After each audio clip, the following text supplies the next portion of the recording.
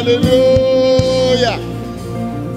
If you're glad to be in church this morning, rise up on your feet and shout hallelujah. Amen. God bless you. You can have your seat.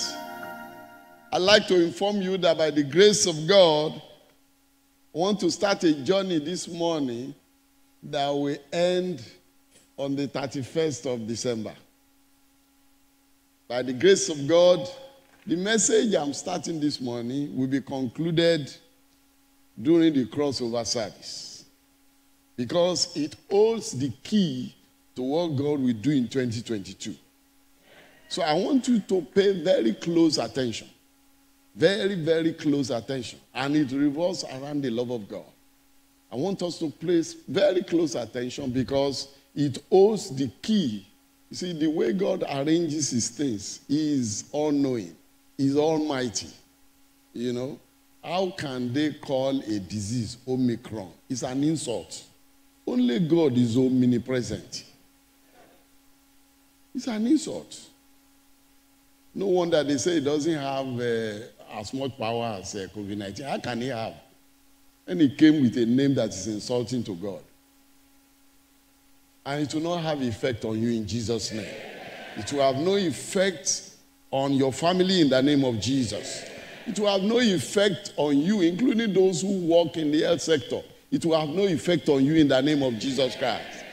You know, I feel for those people because whether they like it or not, they have to be in touch. Even when somebody says, I have Omicron, where will they go? They will go to them. And they cannot say, since it's Omicron, I don't resign. It's not possible. They have to face it. But while they are there, I know that the God of heaven and earth will surround them like a shield. In the name of the Lord Jesus Christ. I'm going to start to talk about this unlimited love of God. But my topic for this morning is the greatest is love. The greatest is love. And when you look at the cross, you see that the cross points to heaven and also points across. That's to tell us that the love of God came down to us. And God expects us to reciprocate the love. Because when love is shown and it's not reciprocated, it can be very frustrating. Have you ever been there before? Where you are showing love to somebody and the person is not looking in your direction at all. You know, we already defined that love is looking for an object to show his care, to show his affection, and to spend his resources. You know, I got a feedback from one of our beloved brothers who listen to us all the time on television. And he said, Reverend, what that means is that love is a car. And you know there's a difference between riding in a car and trekking. He said love is a car. Love looks for where to spend his care, where to spend his affection, and where to spend his resources. That's a car. Say love is a car. So when you show your care, you show your affection, and you spend your resources the way God has done to us, and it's not reciprocated, you know, it can be very frustrating. But this morning, what I want to show to us is that when we reciprocate the love of God, by loving him in return the way we should love him, I want to show us what happened to the men of old. Who did that? And what was the outcome of it? The greatest is love. I take my text from the book of 1 Corinthians chapter 13, verse 13. I'm sure many of us are used and familiar to it. And now abideth faith, hope, and love. These three, but the greatest of these is love. There abideth hope, faith, and love. But the greatest is love. The first day I read this scripture, I was wondering. I said, but we said faith. You know, without faith, nothing is impossible. With faith, all things are possible to him that believeth. Then I remember that the same scripture says, faith walketh by love. A lot of people's faith are paralyzed because the needed law to back up the faith is not there. So the greatest is love. That's why I'm also going to read from the book of Mark, chapter 12, verse 28 to 34. Mark, chapter 12, verse 28 to 34. And one of the scribes came, and having heard them reasoning together, and perceiving that he had answered them well, asked him, which is the first commandment of all? And Jesus answered him, the first of all the commandments is, hear, O Israel, the Lord our God is one Lord. And thou shalt love the Lord your God with all your heart, and with all your soul, and with all your mind, and with all your strength. And this is the first commandment. And the second is like it, namely this, thou shalt love thy neighbor as thyself. There is none other commandment greater than this. And the scribe said unto him, well, master, thou hast said the truth, for there is one God, and there is none other but he. And I'll read Romans 8:28 before I pray. And we know that all things work together for good to them that love God, to them who are called according to his purpose. I want us to pray.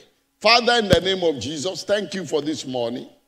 We give you praise for the place of love in your agenda. The scripture says, for the greatest is love. This morning, as we examine your word, we ask, Lord, that you will expand to us and you expose to us how important this love is, so that everything around us will from now on work together for our good. In the name of the Lord Jesus Christ. Thank you because you have heard our prayers. In Jesus' name we have prayed. The Jews have a total of 613 laws. And these 613 laws are found between the first 5 books of the Bible. 248 of them are positive in nature. In other words, 248 will tell you what to do. And then the balance of 365 are negative, because they will tell you what not to do. Now, how can somebody keep 613 laws? Is that not a tall order? 613 laws. So the religious elites of those days, doctors and lawyers, they always argue that which of these 613 laws is the greatest. That's why that fellow came to Jesus, and he came and asked Jesus, which is the greatest of all these laws? But to the glory of God, what Jesus came to do was to simplify it. Because it was Jesus that reduced these 613 laws into 2. I'm sure you can remember 2. But can you remember 613? So he simplified it. He said, all these 613 laws, you can collapse them into 2. Some of us will be saying, oh, but you can collapse it into 10. Even 10 is plenty. And Moses was said to be the only man who broke all the 10 commandments at once. He broke all of them at once. Because while on the mountain, when he was angry, and he was holding the 10 commandments, he just, did he break it or not? He broke the 10. At one time, he broke them. But you see, what I'm particular about this morning is the fact that Jesus came and simplified what should have been very difficult. What he did was the 10 commandments, which was the most popular, He divided it into two. And truly, if you look at the 10 Commandments, you see that the first part has to do with your love for God. If you love God, you will not break any of the first 5. And the second part has to do with your love for your neighbor. If you love your neighbor, you will not break any of the second part. So Jesus reduced all these 613 laws into just 2. And the 2 of them, when you look at it and you want to summarize it into 1, is love. That's why 1 Corinthians 13:13, after telling us all the attributes of love, he said, but the greatest of this is love. Love for God, love for our fellow man. The key to what God wants to do in 2022 is in our love for God. It's in our love for God. And that's why I'm going to start with it this morning. I'm going to talk this morning about personalities who demonstrated love for God. And I'll also show perspectives of love for God. Personalities who show love for God. The first of them that I want us to pay attention to this morning is King Solomon. Many people didn't know that King Solomon became great because of his love for God. If you read 1 Kings chapter 3 verse 5, in Gibeon, the Lord appeared to Solomon in a dream by night. And God said, ask what I shall give you. Before he got here, before this verse 5, look at what Solomon did. In verse 3a of 1 Kings chapter 3, and Solomon loved the Lord.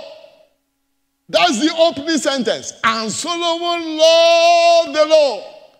And no wonder he offered a sacrifice nobody has ever offered. It takes love for God. Most of the time, the greatest hindrance between us and love is selfishness. Is somebody with me this morning? It's selfishness. Oh, whether it's love for God or love for fellow man, the greatest obstacle to showing love is selfishness. The moment self comes in, it becomes difficult to share your resources, to share your affection, to share your care with any other person, not even God. But Solomon somehow was able to know that his love for God is going to put him in the best position. He said, and Solomon loved the God. And the king went to Gibeon and offered 1,000 burnt offerings. The Lord opened my eyes and I saw it. A man carried 1,000. I don't know whether it's sheep or cow. And he burnt it into ashes. That's what they call burnt offering. He burnt it. He burnt it. Do you know that it's the same thing? When you bring something to God, Abby, and you drop it, you forget it, Abby. That's burnt offering. It takes sacrifice. It takes deep love for God to do that. It takes selflessness to do that. And that selflessness, which was reflected in his love for God by bringing 1,000 offering, was again reflected even when God said, because you have done this, I want to do something for you. What do you want? So you discover that this love for God, this love for fellow men, that overrules selfishness, is the only thing that will take us far. And I pray that as we embrace it in this month in which God came and gave us his only begotten son, as we embrace this love of God, as we practice this love of God will take us far in Jesus' name. Solomon, after he had offered 1,000 burnt offering, God was naturally impressed. Because he has shown the kind of love to God that nobody else has shown. We are told that nobody ever has offered that kind of offering to God. He broke the record. He set a pace in terms of sacrifice to God. And we know that he did that because he was selfless. How did we know? When God eventually asked him, and in verse 5, he said, the Lord appeared to Solomon in a dream and said, ask what I shall give you. Oh my God. Ask, what should I give you? It takes selflessness to do 1,000 burnt offering. And when he was to make a request, look at his request, verse 9. Give therefore your servants an understanding heart to judge your people. Who is able to judge your great people? In verse 11, God said, what is this again? You offered one. We have not finished it. You are offering another one. Because that was another offering altogether. The first one he offered to God. The second one he was offering to his people. You just demonstrated one love to me. And I said, I want to compensate you. And you again, even the compensation, you are turning it back to other people. Do you know in my work with God, that's what I've discovered.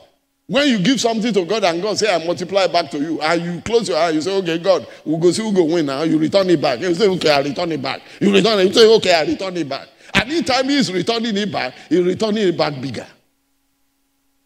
Then at a point you say, God, I don't surrender, but I will continue to give you all the same. That's what Solomon did. He showed love to God, gave 1,000 offering. And God said, oh, your reward has come. Here is your reward. And the man said, which reward?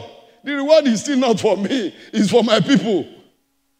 And God responded so that you can know that his attitude of love, of selflessness, impressed God. In verse 11, God responded. He said, you did not ask for yourself long life. You did not ask for yourself riches. You did not ask for yourself even the life of your enemies. And you know Solomon had plenty of them that his father David left for him. He had plenty of them, plenty of them. Yet he didn't ask for those things. He forgot about himself completely. One day we were struggling with baptizing some people in the Holy Ghost. So we were praying for them. And all of a sudden that song just came to me. Let's forget about ourselves, concentrate on him and worship him. Let's forget about ourselves, concentrate on him and worship him. Let's forget about ourselves. As we were singing that song, nobody laid hands on anybody. The Holy Ghost came. A lot of the things we're struggling with is because we have not surrendered. When God sees our heart, that above every other thing, what is uppermost in our heart is love for him and love for humanity. Things will become easier. That's why I say, we know that all things work together for good. To them that love God, to them that are the called according to his purpose. That was the story of Solomon. And God responded in verse 12b of that same 1 Kings chapter 3. He says, so that there was none like thee before you, neither after thee shall arise. That was God's response finally. He said, because of this, your demonstration of love for me and love for people, because of this demonstration of selflessness, I will ensure that no king that has ever ruled or the one that is coming will ever be as rich as you are. And God did that. He did that for him because he responded. In verse 13, and given what you did, I will also give you what you did not ask for. Riches, honor. You see, this morning, God is giving us expo. I think this is what I call expo. I don't know where Solomon read it from. But you see, his own has turned out to be wisdom. Abi? If it was somebody else and came asking for other things. You know, I was sharing with our leaders over the weekend. And I told them the story of a great man of God in this country who went to America. And when he saw a crowd of people, he began to pray to God. He said, God, I want you to do this also in Nigeria. And as he was praying, an idea came to him that, can't I see the man of God? And you can imagine, go and see the man of God with that kind of crowd. It's like somebody going to redemption camp and say, I want to see Daddy Adeboye.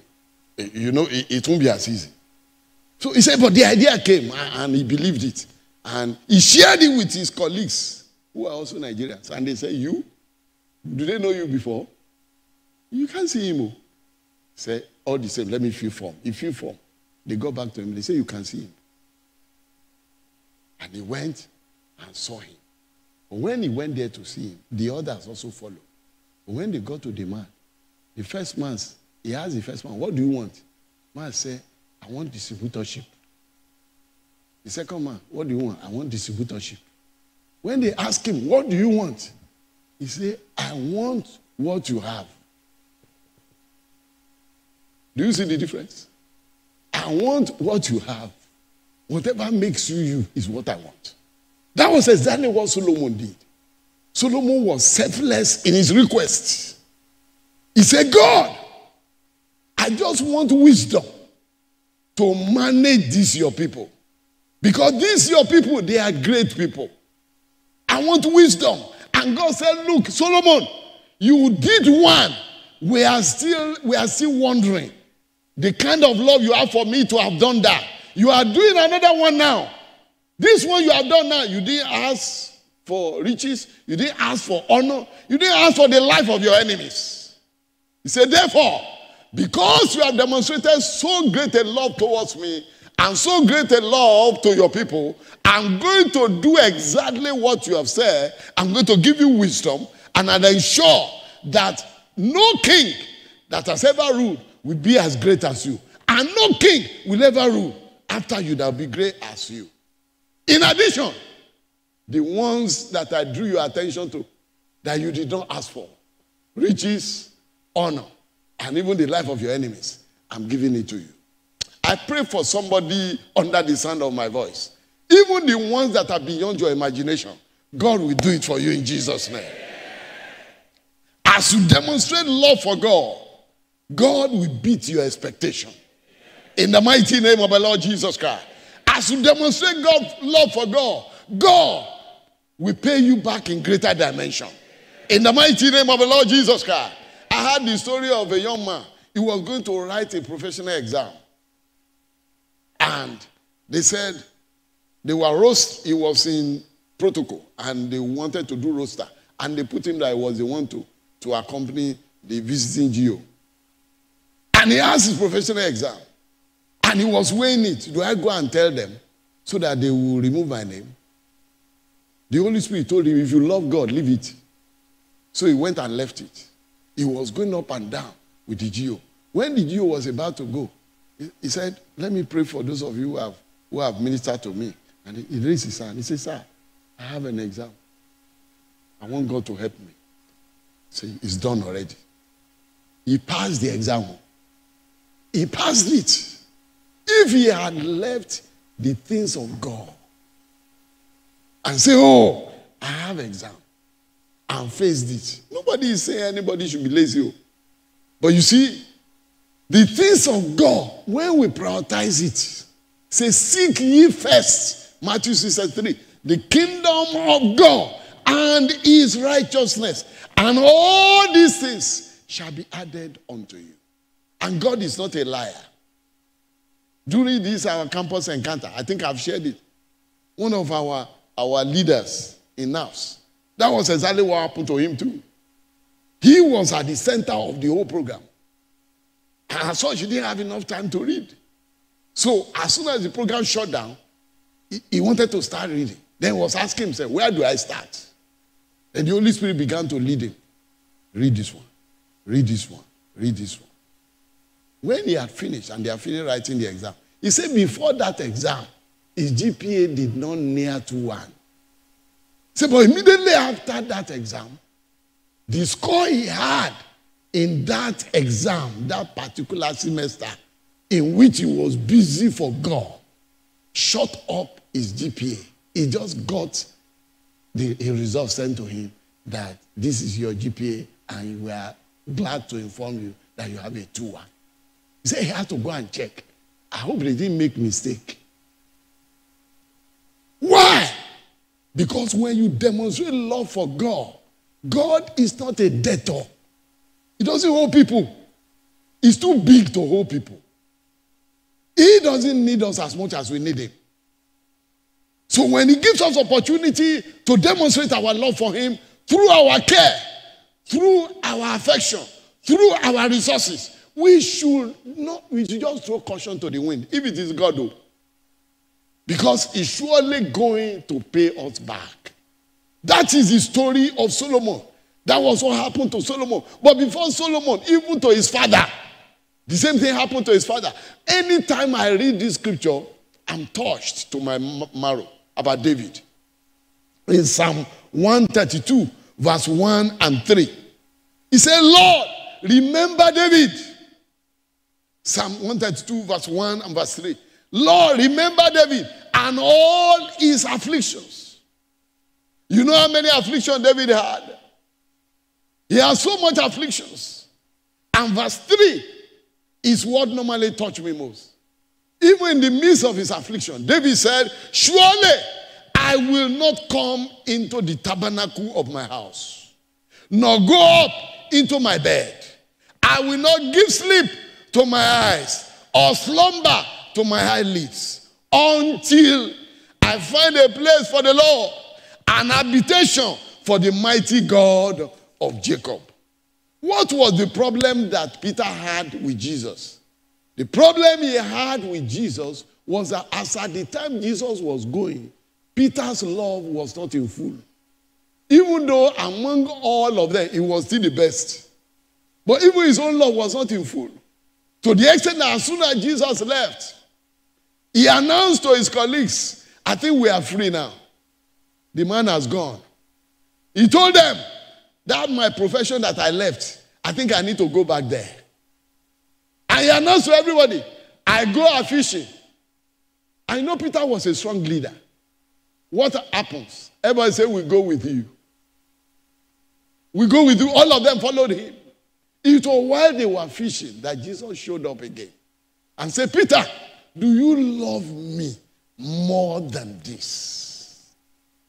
One of the greatest obstacles to having a good relationship with God and enjoying the best of God is self and flesh.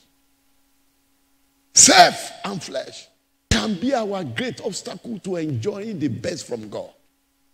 But if only we can do away with it, and we can be selfless for once, particularly as relates to our loving God, I tell you, you will see the way God will respond. I've read my Bible. All the people who had extraordinary and outstanding experiences with God were people who related with God at this level. That the love for God was above every other thing. I'm sure you remember the story of Joseph. Joseph was not afraid of Potiphar. Joseph was afraid of God. How can I do this great wickedness and sin against Potiphar? Is that what he said? And sin against God. That shows, when you love somebody, you don't want to hurt the person, right? If you love somebody, if you sincerely love somebody, you won't love to hurt the person. If there any indication from the person that you have hurt the person, you will start apologizing, even before you know what the reason is. That's when there is love. So, Joseph did not want to do anything that would hurt God. So even though he had the opportunity, Potiphar had committed everything to him. He had all the opportunity. He said, how can I do this great wickedness and sin against God? Talking about personalities who demonstrated love for God, which is critical, which is crucial to having a wonderful experience with God. To making sure that all things work together for our good. So long as we love God extraordinarily, everything will always work together for our good. I pray for you that our love for God, our love for his people, will make it possible for us that in this life, things will work together for your good. You know, one of the reasons why love is also very enduring, why love is most important, is because every other thing that we are given, every other thing that we have access to, every other thing that God makes available to us, faith, hope, they are all useful only here. If you read 1 Corinthians chapter 13, he told us very clearly, he said, even if it is knowledge, they will expire. Whatever, if it is gifts, they will expire. You don't need gifts in heaven. You don't need knowledge in heaven. Whatever you know, it perish here. The only thing that will survive all is love. Because in heaven, anybody that does not have love, they will throw the person out. Because there's no place for hatred in that place. There's no place for neutrality. You are either in love with God and his people or you are not. And once you are not, they will just ask like they asked that man who was not putting on the wedding garment. How did you get inside this place? Not having the wedding garment. The wedding garment is a garment of love. Love for God, love for humanity, love for our fellow men. But today I'm emphasizing love for God. All of us who have been Christians, those of us who are not yet Christians, I want you to take note of it, that for what God is planning for us in 2022, love for God is critical. I'm going to expand more on it when we come on December 31st. I'm going to show you the things that God is keeping for you if only you will demonstrate love for God. And you know one thing I told you 2 weeks ago, love cannot be hidden. Is somebody with me? You can't say, I love you, but it's in my heart. Have you ever heard that one before? In fact, women will not only ask you to show you, they will ask you to say it. Abi? They will tell their husband. When the husband say, I love you, but you know, this thing, I cannot be saying it now. You know. You say, I don't know. If you love me, say it, say it. Say it. Even me, Gio, my wife normally asks me to say it.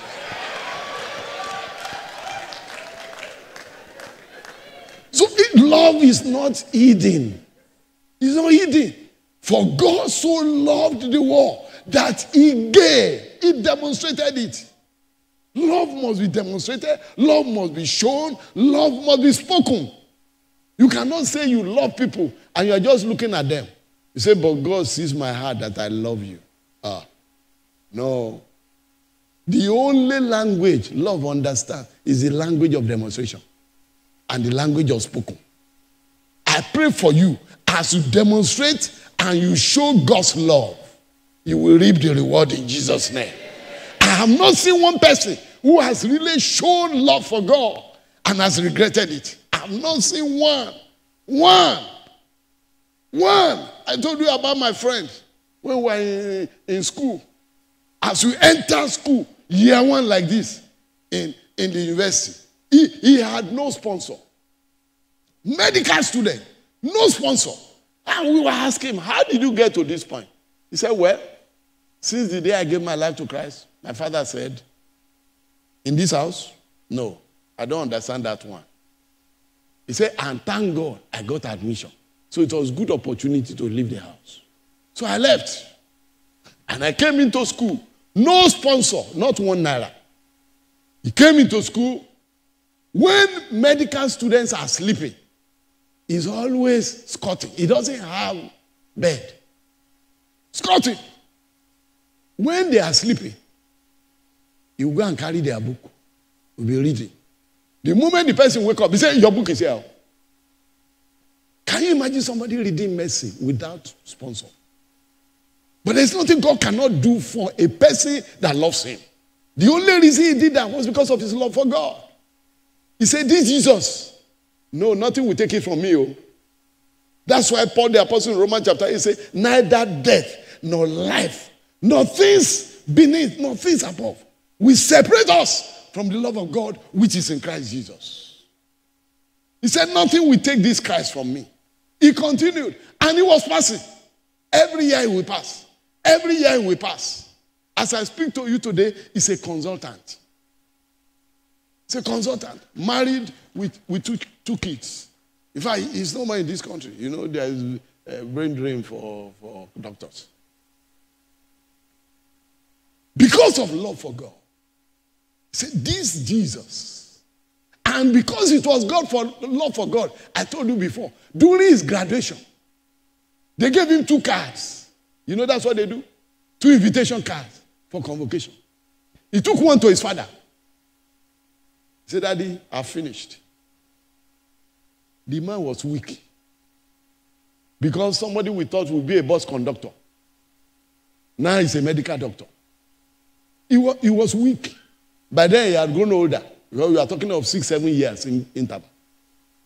He looked at him, he was trembling. Say, and you brought this card to me? He said, yes. Yes. That is the love of God. If it's not the love of God, he can never do that now. How will he not take commission card to somebody who is supposed to sponsor him who refuse because he loves Christ? The man say, I will come. I will come. But he regretted his life. I wish I had supported him. I pray for you. At whatever point the enemy wants to discourage you, may your love for God sustain you. At whatever point of challenge the enemy wants to harass you, may your love for God sustain you. May your love for God give you strength. May your love for God put you over. In the name of the Lord Jesus Christ. Those are the 2 people that I want to draw on. David and Solomon. But in terms of perspectives of love for God, I will just talk about 3. 1, because of my time. 1, our choices and our decisions. Those perspectives have to do with our priorities. The love for God, if it is genuine, will show in our priorities. When you want to take your decisions, when you want to make your choices, it will show that this person loves God. It will show this person loves God. You know, recently somebody was asking a sister. He said, she left a very lucrative job in one of the banks and joined to work somewhere. And a new boss came and saw her intelligence, saw her output, and said, how did you get here? He said, sir, I have to come and take this job because I needed more time to serve God. He said, while I was working, doing that lucrative job in the bank, I didn't have time for God. That's the truth. I had no time for God.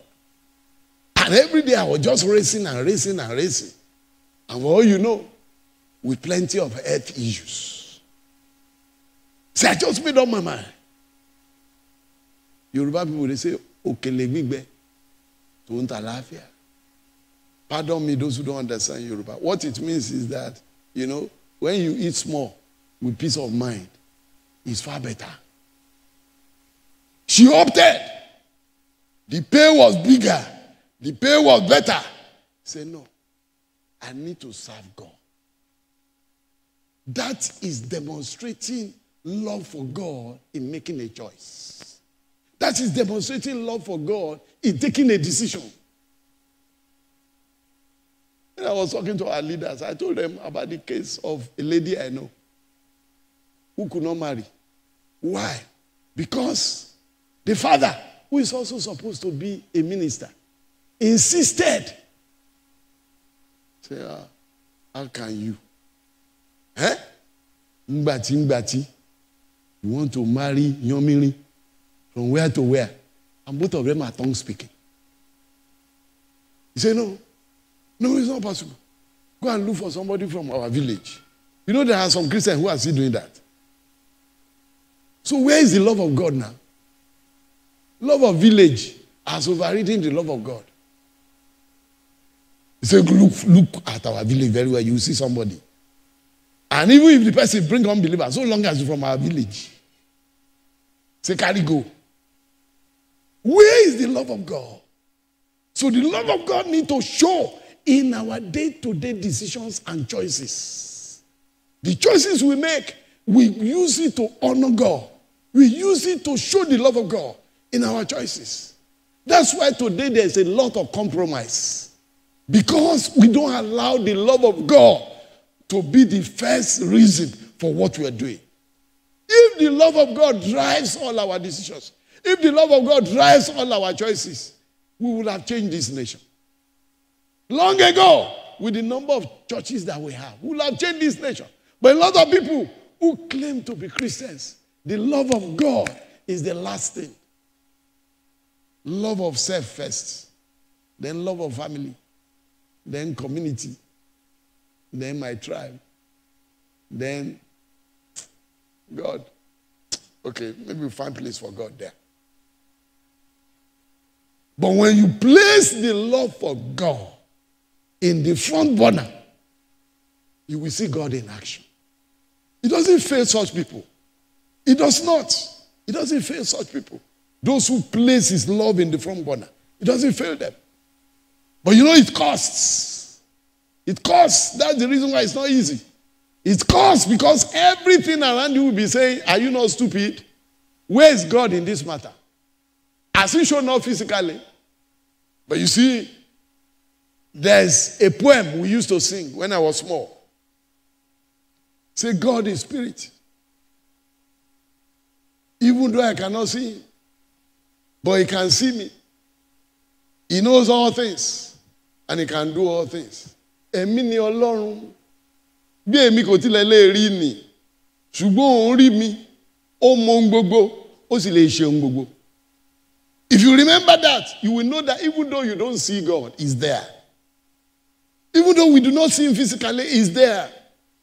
And we have to take his interest into consideration in whatever we do. Very soon now we break into New Year. What are your priorities? Does it have anything to do with God? Do you have God interest in your budget? What portion goes for God? In your plans, which place did you place God? In your plans, is it after you have made all the plans, then you put God at the bottom? Then when you get in the middle of the road of the plan, then you start asking God, say, God, but you need to intervene now. God say, but when you were planning, I was the last. So I'm still waiting for you to come and involve me. He said, God, but you need to come in now. He said, how? You should have put me first now. You now got midway. You are now asking me on emergency to come and to do what now? I pray for you that as you prepare for the new year, I told you, God told me this is the key to what he wants to do in 2022. This is the key, love for God. As you make up your mind to place the love for God above every other thing, God will show up for you. Even in the remaining part of this year, he will show up for you. The great abundance that you may be expecting, as you prioritize the love for God, God will show up for you. In the name of the Lord Jesus Christ. In your choices, in your decisions, in your order of priorities. David said, I will not give sleep to my eye, nor slumber to my eyelids, until I find a place for God. In other words, God first. God first. Until I find a place for God. God first. Don't behave like that man who said it is God's calf that died. You know? He said, my cow gave birth to two kids. And he rejoiced to his wife. We give God praise, so we pray God answer. 2 at once. Say yes. Say, because of this that God has done. 1 for God, 1 for me. Say yes. Say, but wait first. What colors are the 2 cows? Say, that's not important now. The important is that 1 for God and 1 for me. He said, but by the way, 1 is white, 1 is brown. Say, okay. But which one is for God? He said, forget. Then he came 2 days later. He said, what a bad thunder. The thunder just came into the farm. And it was God's cow that he killed. And the wife asked, how do you know it's God's cow? Because I asked you that time, is it the white or the brown that belongs to God? He said the one that died is God's own. That's what a lot of people do when it comes to priorities. If the budget is short, the first thing that suffers is tithe. If the budget is short further, say, my transport to church, God understands. You can consider Google circumstance. To surround situation, to every situation, all different. All different. In terms of priorities, God is at the bottom of the ladder. That's not God's love. We have not shown him love. In our objectives, in our goals, where do we place God? I think I've told you the story of Karl Marx. Karl Marx became a thorn to Christianity. Why? His father was a churchman. He used to take them to church from when they were small. And when they changed location to another city, the father automatically changed church. Then Karl Marx was asking their father, say, sir,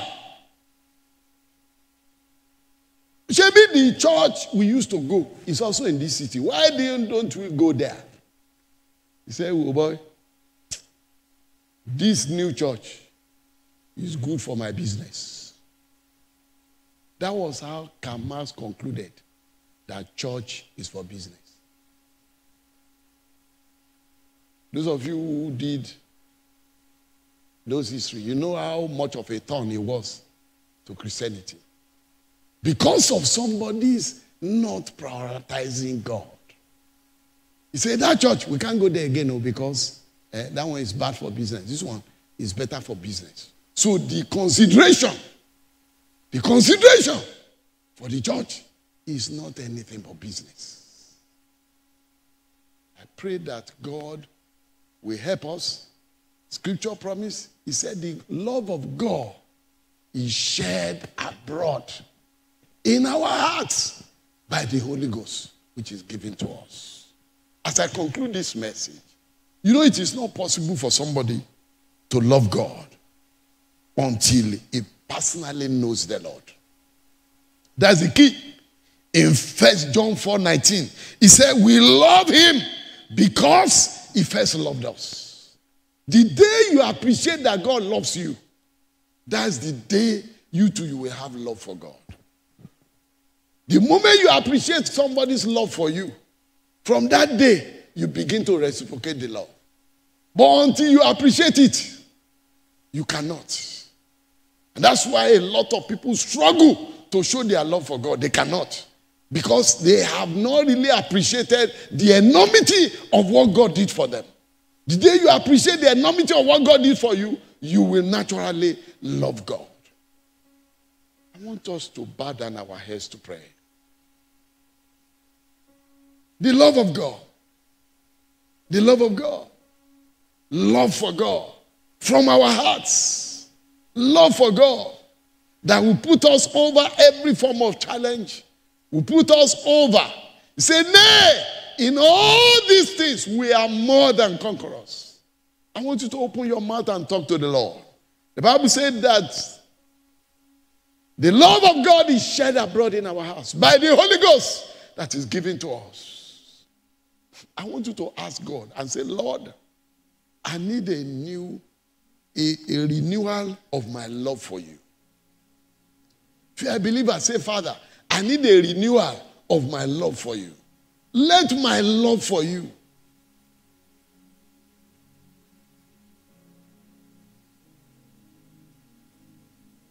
let my love for you be renewed day by day. Let my love for you be uppermost in my heart. In the name of Jesus Christ. Thank you, Father. Blessed be your name. In Jesus' name we have prayed. I want to pray for some people this morning. The first people I want to pray for are those who are saying, Lord, Lord, you love me me so much. I want to experience more of your love. I want to experience your love afresh. Because the Bible said that we are only more than conquerors through him that loved us.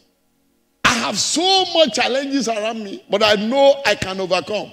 Because all things will work together for good to them that love God. I want to experience your love. I want to know you so that your love can be shed abroad in my heart. If you are saying that, I don't know. Maybe you are watching me on the screen. You are listening to me on radio. Wherever you are, location is not a barrier at all. I want you to put your right hand on your chest. Put your right hand on your chest and begin to tell God. Say, Lord, show me your love. Help me to appreciate your love. Help me to appreciate your love so that I can know you better. Your care for me, your affection for me, the resources you have expended on my life through the gift of your only begotten Son. Father, I want to reciprocate your love. As you put your right hand on your chest, I want you to raise your left hand up because I want to pray for you. And as I pray for you, God bless you. I can see those hands. The Lord bless you. God bless you. God bless you. As you make up your mind today, something will happen to you that will put you over. We are more than conquerors through him that loved us. So I'm not asking for too much. I want you to rise up on your feet. I want to pray for you now. Just rise up. Rise up. God bless you. God bless you. God bless you. God bless you. As you are standing there, I want you to begin to talk to God. Talk to God. He created you. You didn't create yourself. You didn't create yourself. He created you. You are his children. You are the work of his hands. Nobody will like the work of his hand to be destroyed. Even those of us who are human and evil. We will want the work of our hands to do well. Just talk to God. Talk to him. Tell him, Lord, I'm embracing your love. I appreciate the love you have shown me on the cross of Calvary. I embrace the love.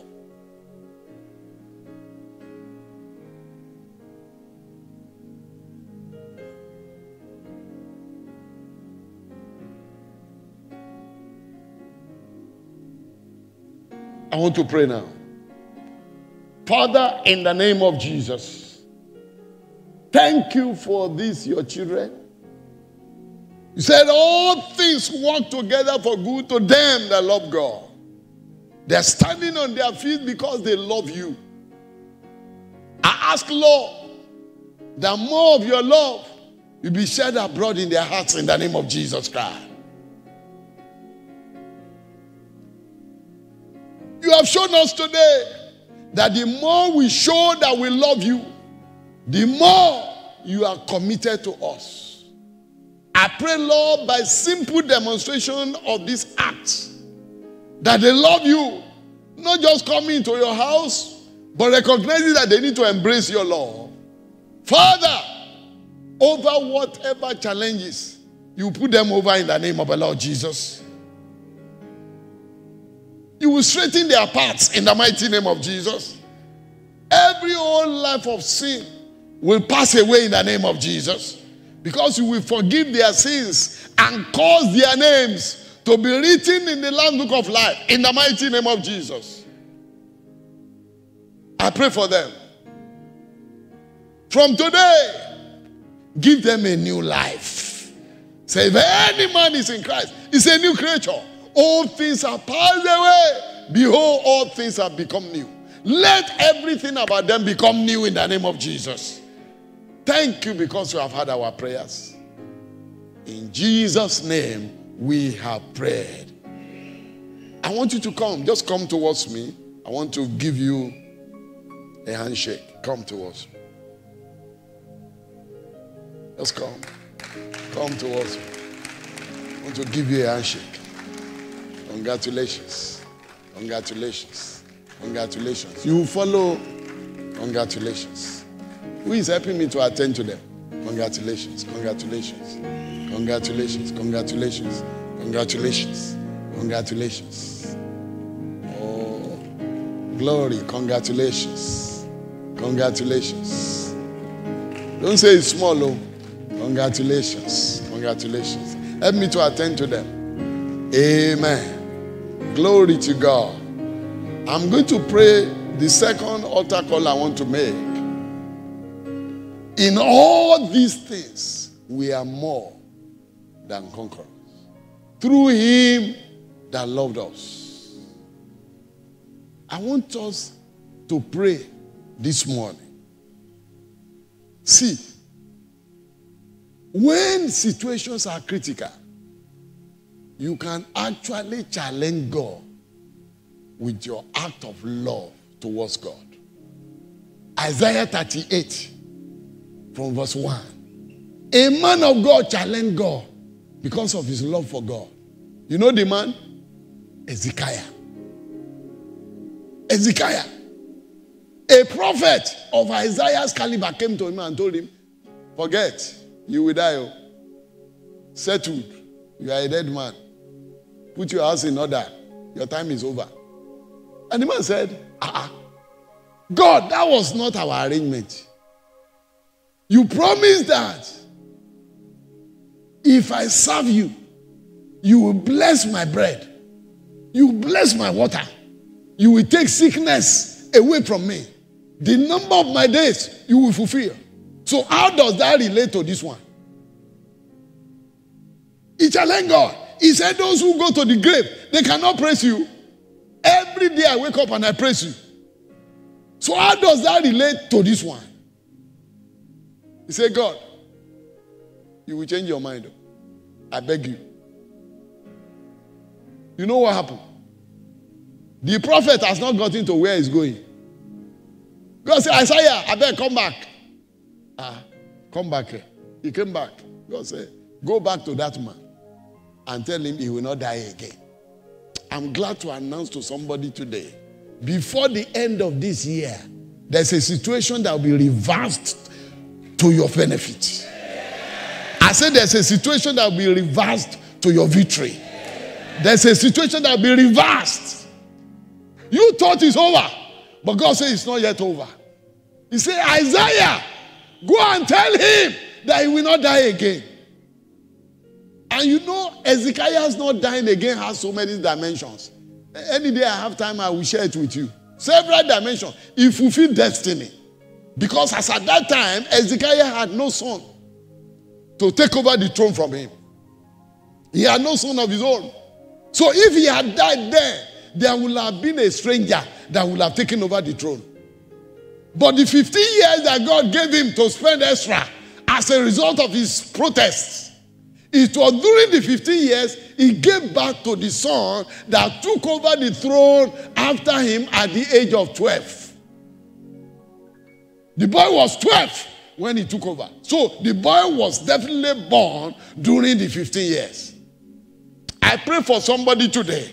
Because of your love for God, something will happen that will change destinies around you. That will change destinies in your family. That will affect generations after you. Will affect generations that are born after you. Will affect your home, your family, and your generations unborn. In the name of the Lord Jesus Christ, I want you to rise up on your feet, everybody. And I want you to pray that prayer. Say, oh Lord, oh Lord, oh Lord. Because of my love for you, you will fight on my behalf. You will fight on my behalf. You will take over my battle. Say, we are more than conquerors through him that loved us. Say, Father, because of my love for you, take over my battles. Take over my battle. Win my battles for me. Because of my love for you, which I promise to continue to show. Father, you will take over my battle. You will take over my challenges. In the name of Jesus Christ. Take over my battles. Take over my battles. Make all things to work together for good for me. In Jesus' name we pray. Pray the second one. Say all things work together for good To them that love God. I'm going to say, oh Lord, because of my love for you, everything will work together for good for me. Work together for good for my family. Work together for good for my children. Everything. Because of my love for you, everything will work together for good for me. Work together for good for my children, for my family. In the name of Jesus Christ. Thank you, Father, for hearing. In Jesus' name we have prayed. God of heaven and earth, we thank you for this morning. We give you praise because forever, O Lord, your word is settled in heaven. Thank you for these ones you drew to yourself to become your children. We ask that their names be written in the Lamb's Book of Life. You will give them a new life. In the name of the Lord Jesus Christ. All things will pass away in their lives. All things will become new in Jesus' name. I pray for the rest of us who have known you. You said all things work together for good to them that love God. Whatever is not working together for good now, as we have challenged you with our love for you, Lord, let them all turn together for our good. Give us victory in every area of life. Give our home victory in the name of Jesus. Give our family victory in the name of Jesus. Give generations unborn of our family victory in the name of Jesus Christ. Let all things work together for our good because we love you. In the name of Jesus Christ. Thank you because you have heard our prayers. In Jesus' name we have prayed.